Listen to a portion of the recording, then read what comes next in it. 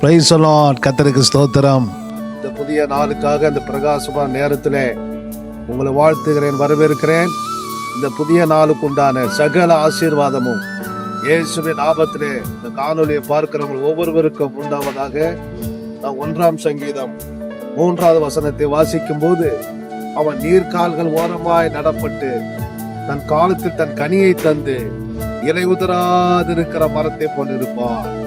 இந்த புதிய நாளிலே கர்த்தர் உங்களை இலை உதிராதிருக்கிற மரத்தை போல நீங்கள் செய்யக்கூடிய எல்லா காரியத்திலும் கர்த்தர் உங்களை செழிப்பு உள்ளவர்களாக, நீங்கள் செய்யக்கூடிய எல்லா காரியத்திலும் ஆண்டவர் வாய்க்க பண்ணக்கூடியவராக நாம் இந்த இடத்துல பார்க்கும்போது, இது சுற்றிலும் ஒரு நீரோடைகள் காணப்படுகிறது. இந்த நீரோடைகள் இருக்கிற மரங்கள் எப்படி செழிப்பாய் இருக்கிறதோ அதே போல நீர்க்கால்கள் ஓரப்பட்ட நடம்ப மரத்தை போல எல்லா நாட்களிலும் நீங்கள் செழிப்பு உள்ளவர்களாக, மகிழ்ச்சி உள்ளவர்களாக, நீங்கள் செய்யக்கூடிய எல்லா காரியங்களிலும் கர்த்தர் வாய்க்கை செய்து உங்களை பலப்படுத்தி உங்களை ஆசீர்வதிப்பாராக.